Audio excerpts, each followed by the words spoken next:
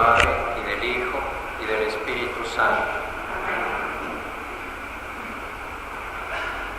Señor Dios nuestro, estamos aquí en tu presencia, como estuvieron aquellas multitudes escuchando a tu Hijo Jesucristo, tu palabra, tu enviado, tu Hijo. También nosotros estamos necesitados de escuchar la verdad en medio de este mundo confuso, en medio de este mundo en que los hombres andan a tientas tratando de encontrar la verdad acerca de ti, acerca de sí mismos. Nosotros sabemos que tú te nos has manifestado de muchas maneras y finalmente en tu Hijo Jesucristo, a quien tenemos como nuestro Maestro, como nuestro guía y nuestro Salvador. Creemos también que la Iglesia es el espacio, es el cuerpo místico de tu Hijo, que prolonga en el tiempo y en el espacio su presencia salvadora, su palabra y su gracia. Ilumínanos, Señor, para comprender y gustar cada vez más a fondo lo que tú nos enseñas de ti mismo y acerca de nosotros. Te lo pedimos por Jesucristo, tu Hijo, nuestro Señor. Amén.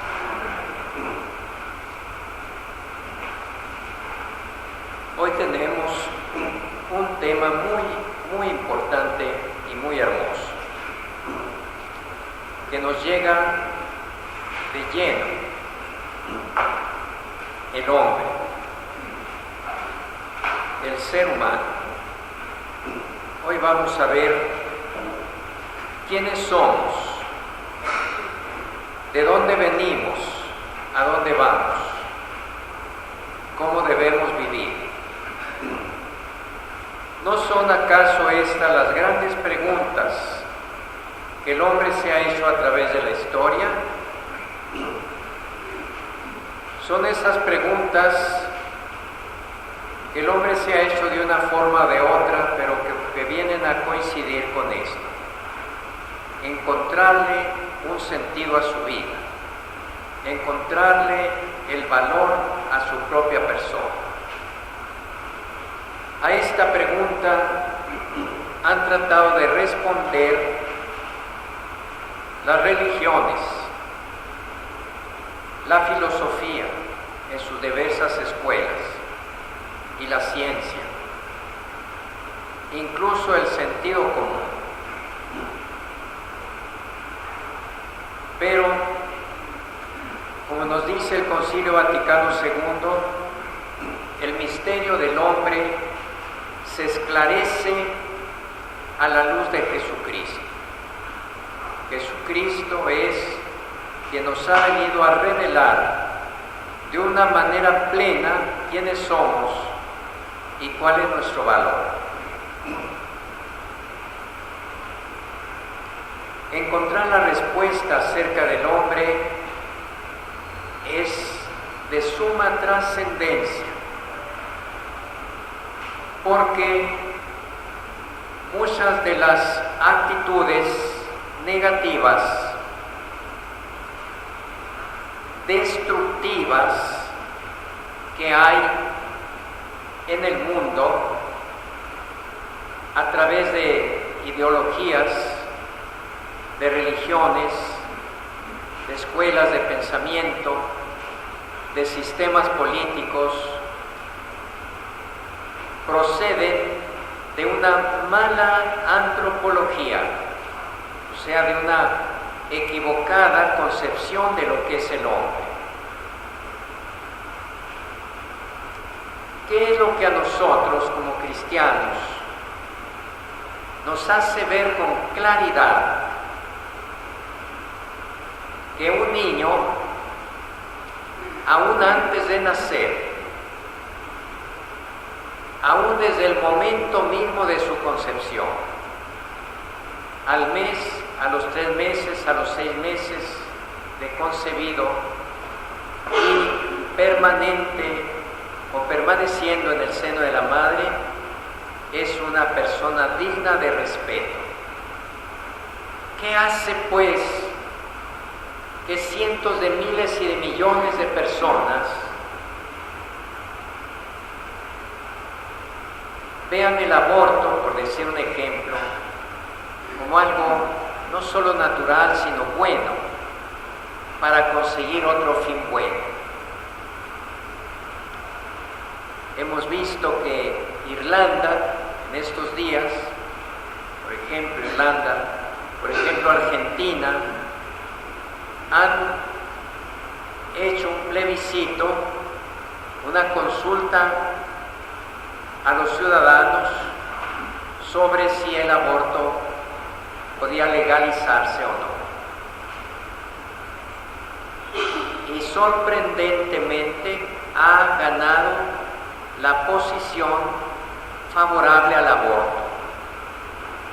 Y vemos a chicas, a jovencitas, gritando desaforadamente de alegría porque se ha permitido el aborto. Cuando en México se reseñan las estadísticas que van de los muertos que mueren violentamente, se cuentan únicamente las víctimas del crimen organizado o de la respuesta violenta de la policía o del ejército. Cientos de miles de personas que caen por esa causa. Pero a nadie se le ocurre incluir en esas estadísticas cuántos niños, por ejemplo, son abortados en México. Y muchos de ellos en el Distrito Federal de una manera legal. En el fondo no hay diferencia entre legalizar el homicidio por parte del aborto, en forma de aborto, que legalizar el homicidio por parte de delincuentes de la calle o de narcotraficantes. En ambos casos se suprime una vida, se mata a una persona. Yo sé que también, por ejemplo, cuando se votó en el Distrito Federal, cuando se votó en Argentina, cuando se votó en Irlanda, fueron muchos católicos los que votaron a favor del aborto. Pero ¿qué clase de católicos?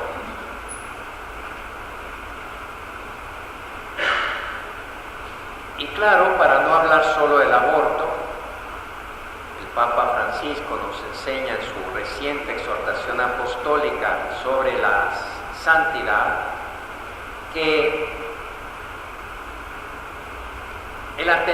los atentados contra la vida y contra la dignidad humana no se dan solo con el aborto, también con la injusticia social, también tolerando o a veces provocando víctimas de hambre, de muertes prematuras por causa de la miseria, de la pobreza, que no hacemos gran cosa por superar. Vean pues que este tema que vamos a tratar no es un tema así para cortar pelos en el aire, como para regodearnos con un puro gusto de tipo académico, una discusión teórica. Es algo que tiene que ver con la vida, con lo que está pasando. Si la Iglesia Católica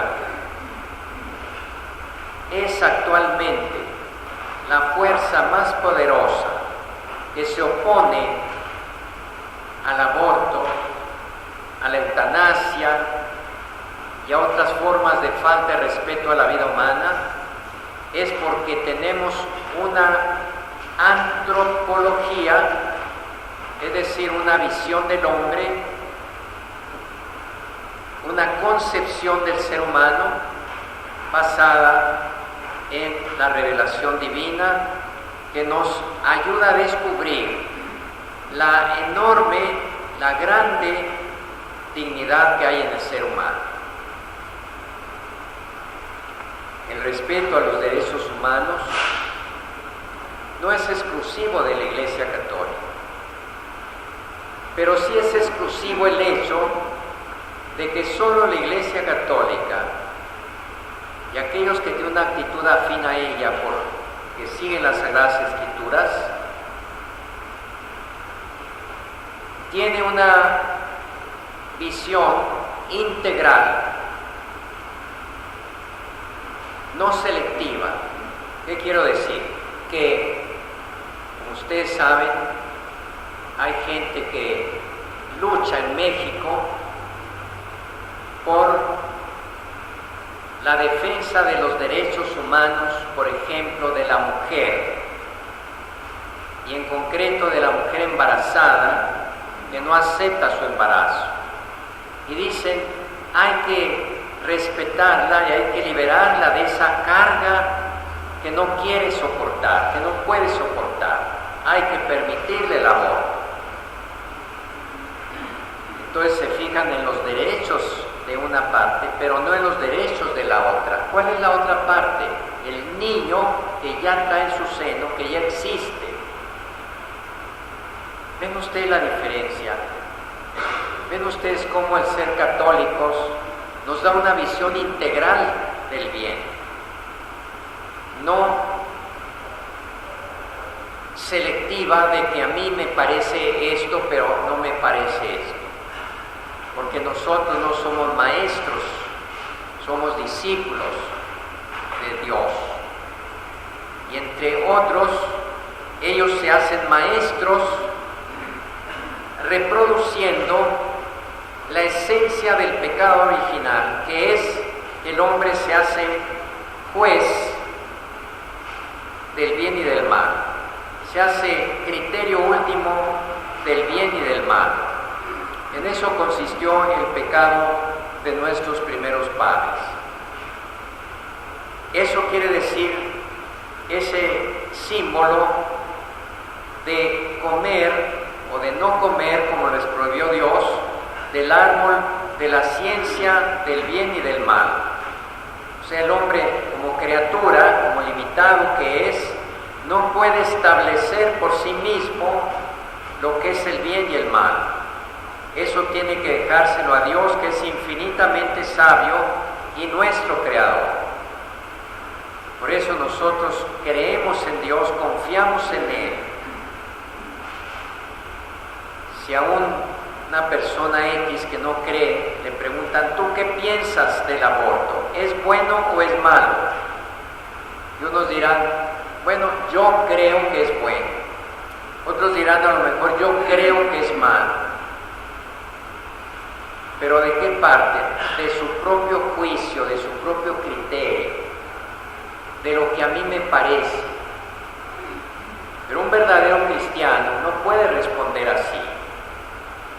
Él tiene que responder, yo estoy en contra del aborto porque Dios, que es infinitamente sabio, puso un mandamiento de no matar, que se aplica también al aborto. Entonces yo no voy a responder por lo que se me ocurra, por lo que yo suponga, por lo que a mí me guste, sino por lo que he aprendido de Dios. Hay tantas cosas que Dios nos manda que si no nos las mandara, tal vez no las haríamos o no las evitaríamos, pero tratamos de cumplir cumplirlas porque confiamos en que Dios es más bueno y más sabio que nosotros. Entonces, vamos a ver precisamente en este rato qué es el hombre. Número 355. Dios creó al hombre a su imagen. A imagen de Dios lo creó. Hombre y mujer los creó. Así dice el Génesis, en el capítulo 1, versículo 27. Por lo pronto vemos que el hombre es una criatura de Dios. Hemos reconocido que Dios existe y que el hombre está hecho a imagen de Dios. Por lo tanto, el hombre ocupa un lugar único en la creación. Ninguna criatura está hecha a imagen de Dios. El hombre en sí es una síntesis del mundo espiritual y del mundo material. Es creado hombre y mujer. Y Dios los estableció en la amistad con Él. Son las partes que vamos a ver. Hemos visto hasta ahora que Dios es creador, que creó el cielo y la tierra, todo lo visible y lo invisible. Los 6 días de la creación, que repito una vez más, hay que tomarlos en el sentido de los géneros literarios de la Biblia, no como un relato científico, sino como una lección profunda de una verdad que la ciencia no puede enseñarnos, que Dios creó todo. Ya la ciencia que se encargue de decir cómo lo creó, si por evolución, si apareció millones de años. ¿Qué son millones de años para Dios? Un instante. Por lo tanto, decir que Dios creó todo en un instante es lo mismo que decir nosotros lo creó en millones de años. Es lo mismo. Lo importante es que Dios lo creó. Y Dios creó todo y al final creó al hombre. ¿Por qué al final? Porque todo lo creó para el hombre. Toda la creación, incluso los mundos que están fuera de la tierra, todo fue creado para el hombre. El sol, la luna, las estrellas, todo, las plantas, los animales, las montañas, los tesoros que encierra la tierra en su interior, los ríos, los mares, todo eso fue creado para la criatura más excelente que Dios hizo, el hombre, la única en que plasmó su propia imagen, manifestada en el ser persona, es decir, dotada de inteligencia y de voluntad. El hecho de ser inteligente y tener voluntad y libre hace al hombre, como ya lo habíamos visto antes, capaz de conocer y de amar a Dios. Y no solo eso, sino capaz de saciarse únicamente de Dios. Nos hiciste para ti, Señor, y nuestro corazón estará siempre inquieto hasta que descanse en ti, decía San Agustín en sus confesiones. Ahí está la grandeza del hombre. El hombre solo se puede saciar, es decir, sentirse pleno, satisfecho,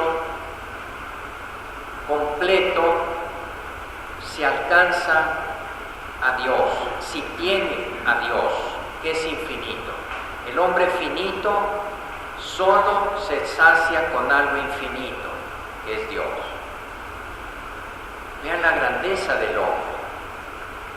El hombre conoce incluso a Dios. No lo podemos conocer de una manera perfecta, porque ya no sería infinito, ni nosotros seríamos finitos, pero sí conocemos de Dios lo suficiente para adorarlo, para servirlo, para confiar en Él, para amarlo.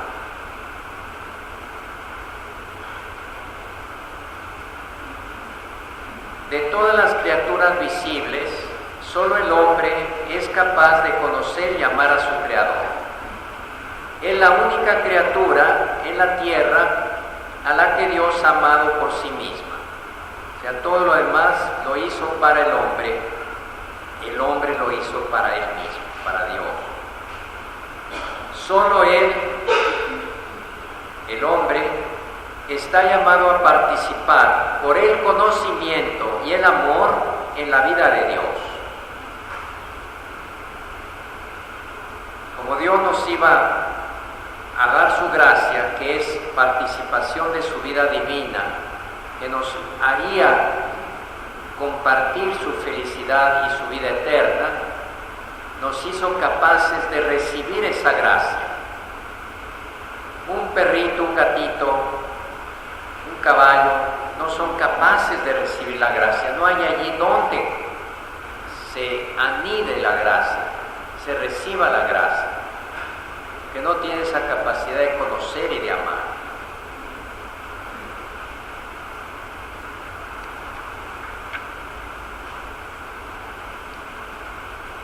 El número 357, muy importante. Por haber sido hecho a imagen de Dios, el ser humano tiene la dignidad de persona.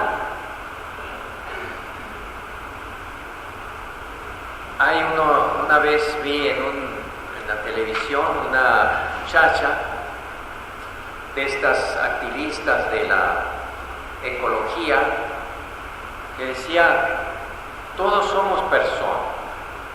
La gente es persona, los animales son personas, pues quién sabe qué entendería por persona. Pero, tratando de definir lo que es persona, un antiguo filósofo católico la definió así: es una sustancia individual diferente a otros, de naturaleza racional.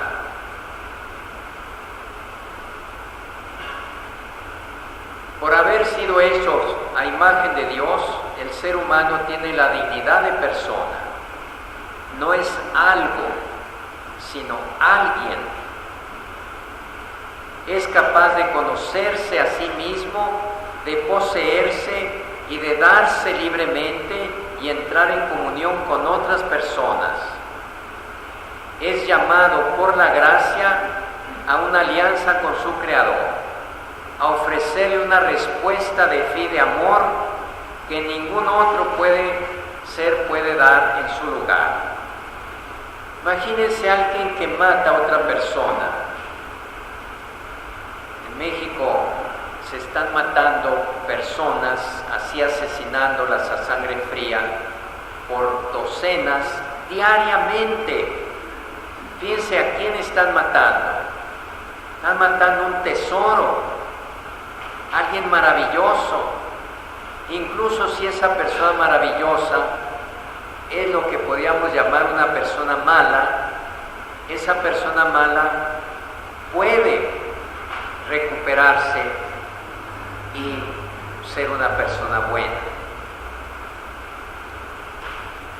Dios creó todo para el hombre, por eso qué responsabilidad tan tremenda. Es el eterno Caín. Cuando la Biblia habla de Caín y Abel, y que Caín por envidia, por ambición, mata a su hermano Abel, no está haciendo más que presentando un cliché, una situación que se da continuamente. Caín y Abel. Caín y Abel en México. Caín multiplicado innumerables veces, Abel multiplicado innumerables veces. Sigue siendo el Caín, el hermano que mata a su hermano. Qué responsabilidad tan grande. Dios pedirá cuentas a cada uno de esos. Y hay matones que ya no llevan ni siquiera la cuenta de cuántos han matado. Les preguntan a veces, oye, ¿cuántos han matado? Pues creo que son 40 o 45, no me acuerdo muy bien. Dios creó todo para el hombre y el hombre fue creado para servir y amar a Dios. Recuerden el simbolismo de la creación de las cosas, de los animales, de las plantas, de las rocas, de los astros, como los antiguos pueblos politeístas y paganos adoraban como dioses a ciertos animales, a ciertos árboles, a los astros. Y el hecho de que la Biblia, la revelación divina, le diga al hombre que primero que el único creador es Dios y que creó esas cosas y que al final creó al hombre para que todas esas cosas lo sirvan al hombre, le está diciendo: hombre, no te rebajes, no te humilles, adorando al sol que Dios hizo para ti, a tu servicio, a la luna, a los animales, a las plantas, a los ríos, a los lagos. No te rebajes, tú eres más grande que todo. Es una palabra liberadora. Nos dice San Juan Crisóstomo, un santo padre del siglo IV: ¿cuál es pues el ser que va a venir a la existencia rodeado de semejante consideración? Es el hombre grande y admirable, figura viviente, más precioso a los ojos de Dios que la creación entera. Como dijo Jesús, ¿no valen ustedes más que todos los pajaritos? Es el hombre, para él existen el cielo y la tierra, y el mar, y la totalidad de la creación. Y Dios ha dado tanta importancia a su salvación que no ha perdonado a su Hijo único por él. O sea, para salvar al hombre, el mismo Hijo de Dios se hizo hombre y dio su vida en la cruz por nosotros. Fíjense cómo nos valora Dios. Él sabe lo importante, lo valioso que somos. Tanto que para rescatarnos de la condenación eterna, se hizo hombre y murió por nosotros. ¿Qué más prueba de la grandeza de Dios? La encarnación misma. Dios se hizo carne, se hizo hombre. Vean todo esto, o vean la realidad actual de México, el México homicida, el México en que se mata, en que se roba, en que se secuestra, de una manera ya desbordante. Vean todo eso a la luz de lo que estamos viendo aquí. El valor del hombre. Por eso Dios a cada quien le pedirá cuentas de la sangre que haya derramado. Pero también a nosotros nos pedirá cuentas del dolor que hayamos causado injustamente a otros. A mí me impresiona mucho pensar que uno puede ser causa de que alguien esté sufriendo habitualmente, como lo he visto yo muchas veces, como lo he palpado, en esposas que sufren a causa de su esposo, en esposos que sufren a causa de la esposa, en padres que sufren a causa de sus hijos. O sea, por el odio, por el desprecio, por el descuido, por el desamor, alguien se siente infeliz a causa de otro.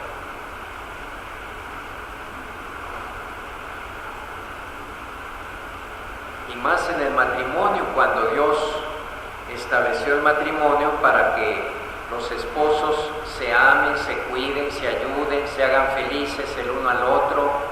En la medida que en este mundo es posible ser feliz, pues ellos deben procurarse la felicidad, no de sí mismos, sino del otro, pero como es matrimonio, a su vez recibe la atención del otro. Y lo que da, lo gana, lo recupera. Pero cuando no es así, hay esposos que lo mejor que han hecho en su vida por su esposa, qué barbaridad lo que voy a decir, es morirse. Es morirse. Una señora que se muere el marido y todas sus amigas fueron a darle el pésame. Dijo, no me den el pésame, si es como si me hubieran quitado un tren de encima.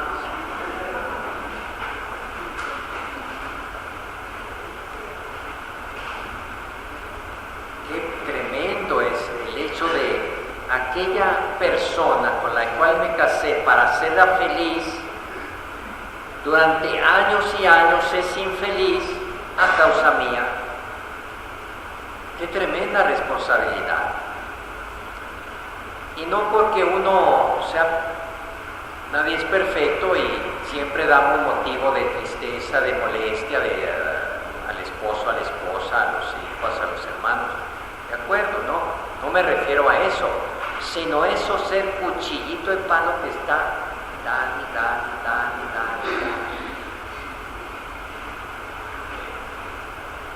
Con su genio, con su carácter, con sus vicios, con su alcoholismo, con su adulterio, Así es que sea que se muere, dice la mujer. Algunas no lloran, y no con lágrima de cocodrilo, lloran de a de veras, pero es que ya se habían acostumbrado a ser maltratadas.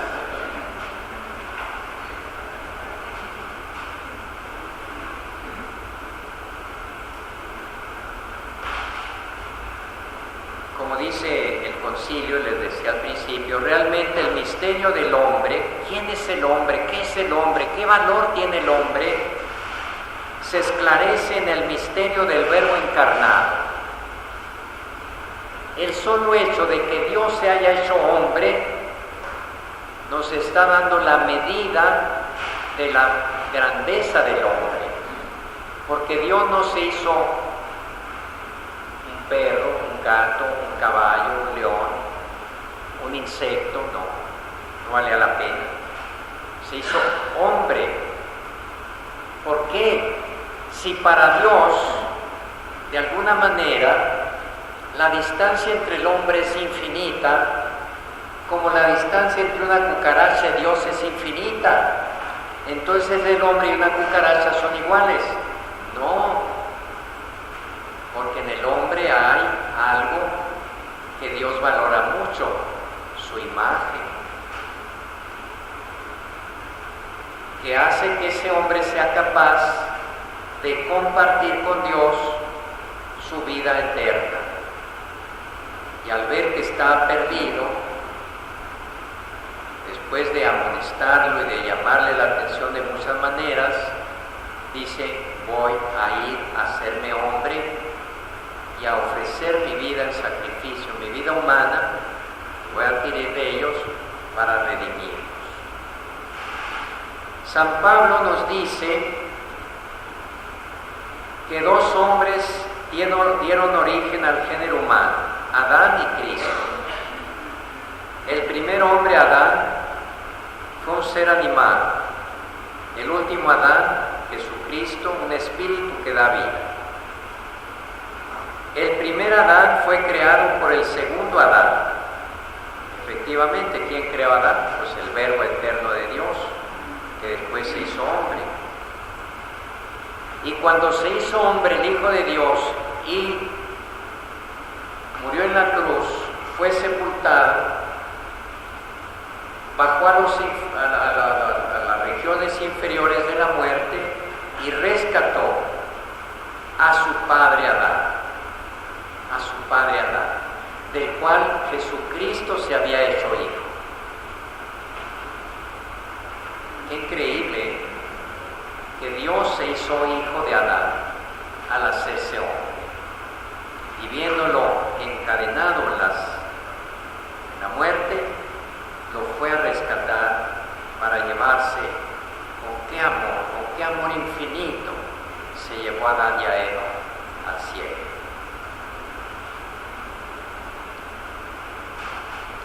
Aquí también se discute, así de pasada voy a decirlo, si el origen del hombre estuvo en una pareja humana o en muchas. Y algunos incluso discuten dónde nació o se originó el hombre. Siempre han dicho que en África. Últimamente alguien sacó que en Europa, pero toda esa hipótesis no se hace sólida. Sigue pensándose que en África fue donde surgió la vida humana. Que haya surgido el cuerpo por evolución es otra cosa, pero la discusión a la que me refiero es si proviene la humanidad entera de una sola pareja, como dice la Biblia, o si esa pareja es simbólica y realmente hubo muchas parejas, o muchos hombres y muchas mujeres en el origen de la humanidad. El poligenismo sería ese, y el monogenismo. El Papa Pío XII, en una encíclica llamada Humani Generis, el género humano, o del género humano, como que no quiere aceptar el poligenismo como una teoría, como una hipótesis, por aquello del pecado original. De todos modos, el hecho de sostener que todos provenimos de una sola pareja tiene un sentido. Si es verdad científica o no es verdad, tiene un simbolismo muy hermoso, muy grande. ¿Cuál? El que todos somos hermanos. Negros, blancos, amarillos, todos somos hijos de Dios. Todos somos llamados a ser hijos de Dios. Todos somos hermanos de naturaleza. De manera que eso se prueba porque las diferencias que hay entre las razas son diferencias secundarias, como el color de la piel o el aspecto físico, o ciertas características genéticas. Pero la prueba está de que somos los mismos en que se pueden cruzar, pueden procrear individuos de razas diferentes.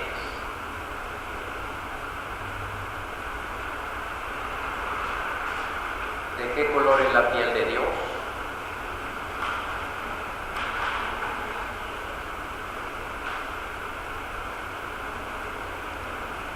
Por eso, esa comunidad de origen, de venir de Adán y Eva, hace que el género humano forme una unidad y que caiga como un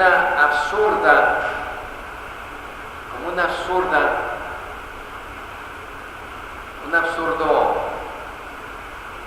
prejuicio, el racismo. En Estados Unidos hay una historia terrible de racismo contra los negros, pero no solo en Estados Unidos. Los negros fueron traídos de esclavos también por los españoles, por los portugueses, a América. Fueron vendidos como esclavos. Cuando algunos conquistadores españoles en México quisieron utilizar a los indios como esclavos, ponían de pretexto de que no eran seres racionales o no eran seres racionales plenos, y así se justificaba el que los pudieran usar como bestias de carga, como a los burros, como a los caballos, a las mulas. Y los misioneros, que desde el principio vieron en ellos aptitudes para recibir el Evangelio, movieron cielo y tierra para llegar a Roma y que el Papa Pablo III publicara una bula, la Sublimis Deus, en que, fíjense bien, no, como dicen, no es que declarara que los indios americanos eran racionales, no dijo eso.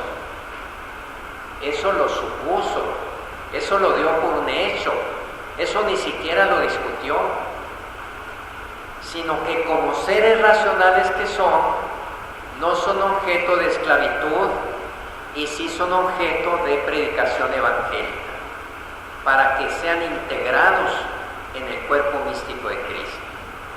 La Sublimis Deus, en 1537, una bellísima bula, así se llama ese tipo de documento papal, en que el Papa Pablo III, por petición del arzobispo de México, Fray Luis Garcés, y de otros frailes misioneros, finalmente declaró, o sea, echó para abajo los pretextos que había en los conquistadores españoles de que podían esclavizar a los indios, al cabo que eran como animales.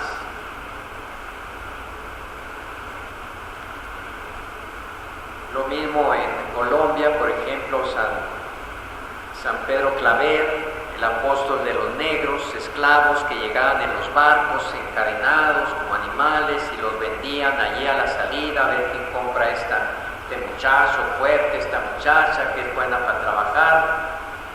Y él iba allí a las cárceles, los bautizaba, les predicaba a Cristo. La esclavitud en tiempos modernos, en España, en América, es una de las más grandes vergüenzas de los cristianos. Al principio, en el Imperio Romano, la Iglesia no atacó de frente la esclavitud, porque ¿qué iban a hacer unos puñado de pobres cristianos frente a un imperio romano bien organizado? Si hubieran atacado la esclavitud, que era una institución económica muy importante, pues hubieran sido perseguidos con más ganas. Pero sí la atacaron de una manera más sutil, enseñándoles a los amos que se hacían cristianos que sus esclavos eran sus hermanos.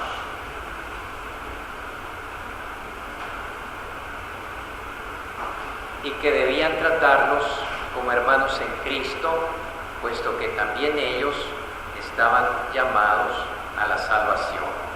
Ahí tiene usted la carta de San Pablo a Filemón. Lean esa carta, como Onésimo se escapa, esclavo, y se lo devuelve San Pablo al amo, al dueño, diciéndole: no te devuelvo un esclavo que se te escapó, te mando un hermano para que lo ames. Y en la práctica comenzó a suavizarse y a desaparecer la esclavitud. Pero por nuestra incongruencia, después los cristianos se volvieron a ser esclavistas, porque la esclavitud era una práctica común en los antiguos pueblos, en todos los antiguos pueblos, egipcio, romano, griego, persa y todos tenían esclavos, y no negros, sino de los pueblos que conquistaban, aunque fueran iguales a ellos. Desde luego que hubo muchos grandes hombres que lucharon contra la esclavitud.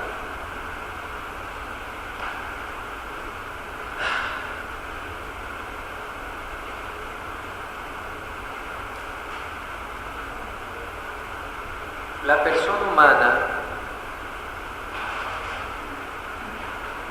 Digo, esta ley de solidaridad humana y de caridad, dice Pío XII, sin excluir la rica variedad de las personas, las culturas y los pueblos, nos asegura que todos los hombres son verdaderamente hermanos. Esto no hay que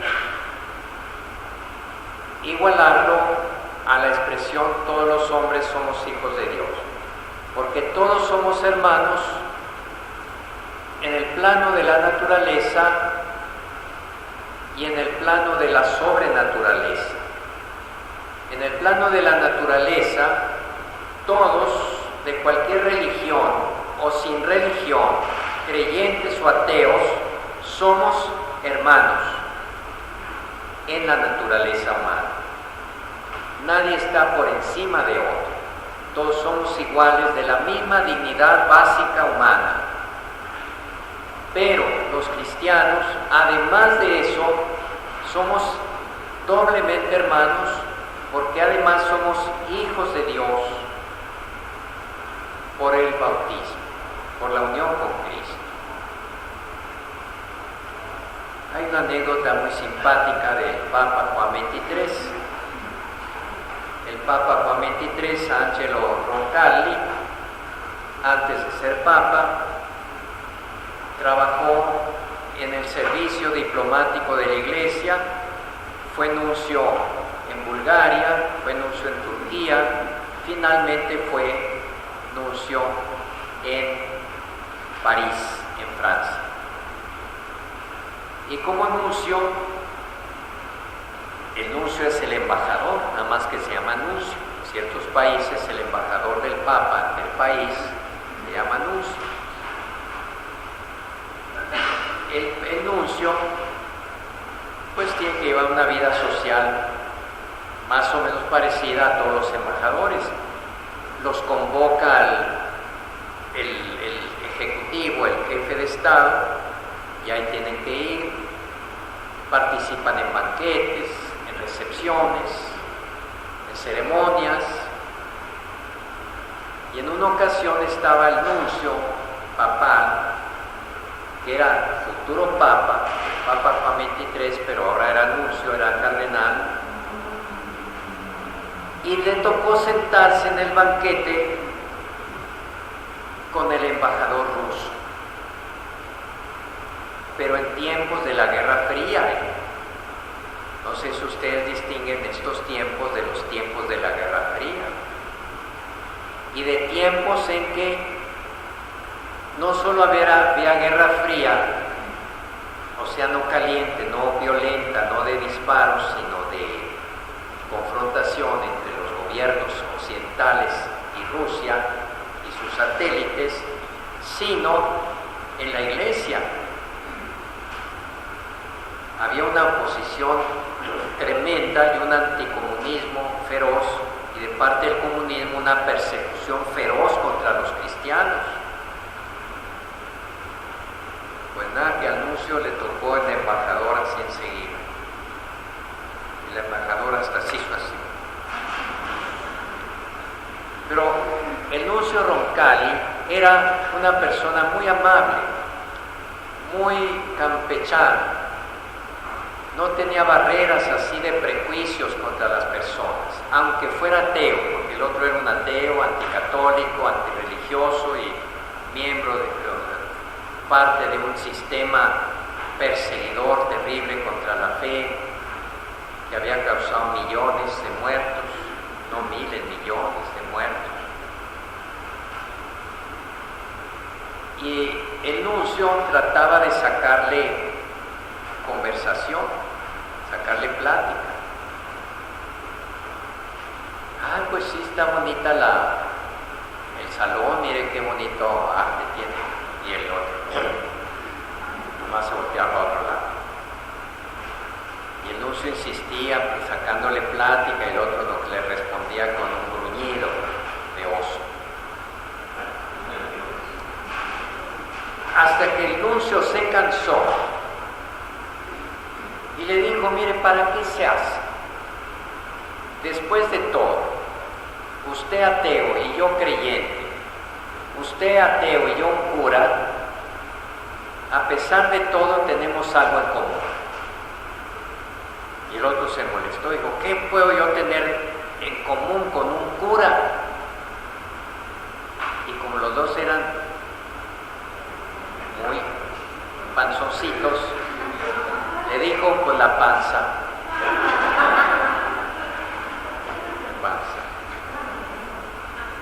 Pues ya el embajador ruso pues ya no tuvo más que soltar la carcajada, ¿no? Siempre tenemos algo en común, la naturaleza humana, la vida, las luchas por la vida, las preocupaciones. Y eso le quiso decir Juan 23. Somos humanos, hay que tratarlos primero que nada como humanos. No está bien decir que todos somos hijos de Dios, repito, porque hijos de Dios somos por nuestra unión con Cristo y por el bautismo, pero todos somos hermanos en el plano natural por la naturaleza humana. Por eso le decía San Pablo al dueño del esclavo, ahí te mando no a tu esclavo, sino a tu hermano. Y a lo mejor era doble hermano, porque a lo mejor ya era doble hermano, porque ahí en la cárcel San Pablo había bautizado al esclavo. Entonces le dice, ahí te mando un hermano, trátalo como hermano.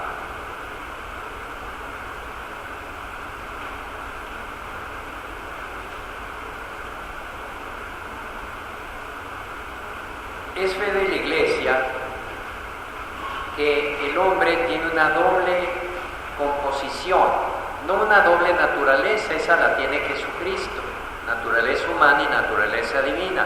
El hombre tiene solo una naturaleza humana, pero esa naturaleza humana está formada de una parte material y de una parte espiritual.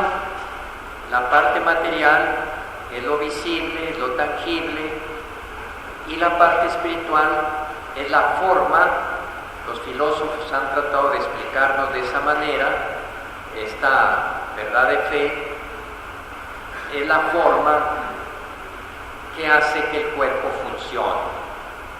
De manera que si el alma se escapa del cuerpo, por ejemplo con la muerte, el cuerpo se desploma y se descompone.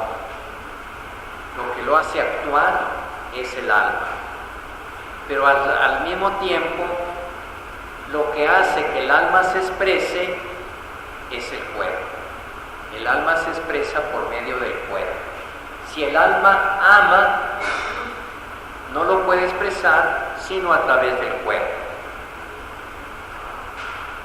Por eso, cuando la mamá acaricia al bebé, lo besa, lo amamanta, lo baña, lo limpia, es el alma de la mamá el que está amando al bebé, pero lo está amando corporalmente, físicamente. Ese amor lo está expresando con su cuerpo. Por eso el alma es la forma del cuerpo la que le da la actividad al cuerpo y el cuerpo le da expresión al alma. Eso se llama en filosofía el hilemorfismo, materia y forma.